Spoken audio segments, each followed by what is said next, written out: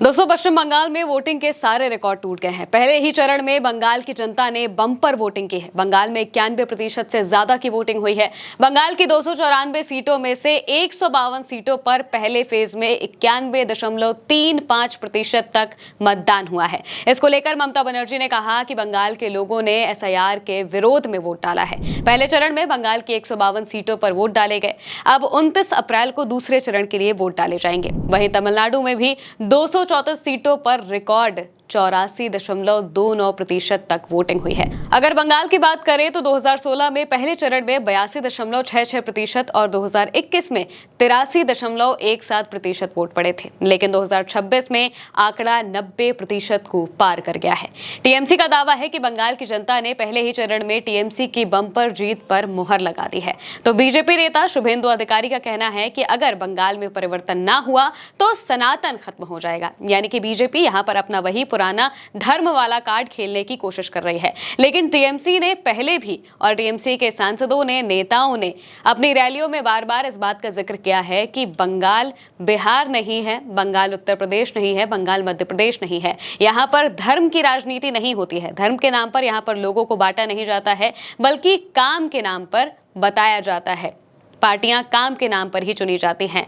ममता बनर्जी ने बंगाल की महिलाओं के लिए जितनी योजनाएं चलाई हैं उतनी शायद ही किसी ने किसी भी राज्य में चलाई होगी। इसके अलावा युवाओं के लिए भी और साथ ही साथ गरीबों के लिए ममता बनर्जी की कई सारी स्कीम्स हैं जो कि राज्य स्तर पर चलाई जाती हैं। वहीं दूसरी तरफ केंद्र सरकार की जो स्कीमें हैं वो ममता बनर्जी के राज्य में लागू नहीं हो पाती है, क्योंकि वहां पर विपक्ष की सरकार है तो केंद्र उन्हें पैसा ही नहीं भेजता है। अब अगर वोटिंग की बात करें तो पहले चरण में टीएमसी बीजेपी पर भारी नजर आ रही है। पोलिंग बूथ के बाहर ममता के कार्यकर्ता मुस्तैद रहे तो कुछ सीटों पर बीजेपी और टीएमसी के कार्यकर्ताओं का आमना सामना भी हो गया। पश्चिम बंगाल में दक्षिण दिनाजपुर जिले की कुमारगंज सीट पर बीजेपी प्रत्याशी शुभेंदु सरकार को वहां के स्थानीय लोगों ने दौड़ा लिया। शुभेंदु सरकार पोलिंग बूथ का निरीक्षण करने पहुंचे थे।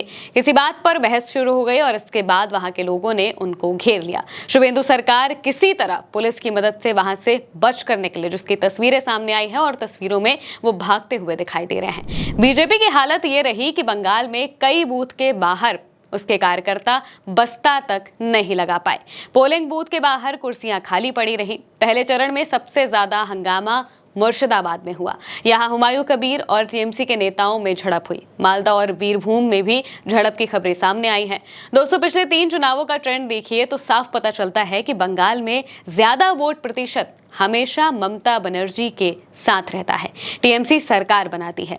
पहले चरण के वोट प्रतिशत ने टीएमसी को और ताकत दे दी है। ममता बनर्जी और उनकी पूरी पार्टी का कॉन्फिडेंस बढ़ गया है। इस बीच दुनिया के चर्चित प्रेडिक्शन प्लेटफॉर्म पॉली मार्केट पर पिछले 48 घंटों में टीएमसी की सरकार बनने की संभावना में करीब 7% की बढ़ोतरी हुई है। अभी तक ममता के चौथी बार सरकार बनाने की संभावना करीब 47% थी, जो पहले चरण की वोटिंग के बीच 54% पर पहुंच गई है। अब बंगाल में दूसरे चरण का जोर है। अमित शाह 27 अप्रैल तक बंगाल में ही रहेंगे।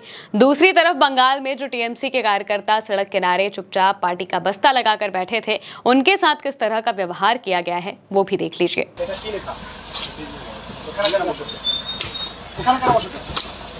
अब पहले चरण का मतदान खत्म हो चुका है। अब सारा जोर दूसरे चरण के लिए है। अमित शाह रैली के बाद खुद हेलीपैड के पास खड़ी महिलाओं से मिलने जाते हैं, सरकार बनाने की अपीलें करते हैं। बंगाल की जनता का फैसला तो 4 मई को पता चलेगा, लेकिन पहले चरण की वोटिंग ने अपने आप में बहुत कुछ कह दिया है। पहले चरण में बम्पर वोटिंग के बाद ममता ने एक रैली के दौरान कहा कि अभी तक हुए मतदान को देखते हुए ये मैं कह सकती हूँ कि हम पहले से ही जीत की स्थिति में हैं। मुझे किसी पद में कोई दिलचस्पी नहीं है, न सिर्फ केंद्र में भाजपा सरकार का अंत चाहती हूँ। बंगाल में जबरदस्त जोश है, गजब का उत्साह है। वोटिंग के लिए लाइन में लगी महिलाओं की तस्वीरें बंगाल की कहानी को खुद बयां कर रही हैं। बता रही हैं कि बंगाल वोटिंग में पीछे नहीं है। वो जानता है कि अधिकारों के लिए, विकास के लिए वोट डालना कितना ज्यादा जरूरी होता है।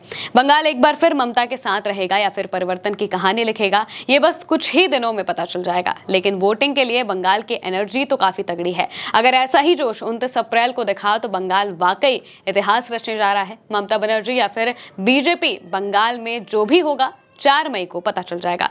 फिलहाल इस बम्पर वोटिंग के बाद बंगाल का जोश काफी ज्यादा हाई है। अभी तक के लिए इस खबर में इतना ही। आप देखते रहिए उल्टा चश्मा यूसी। नमस्कार।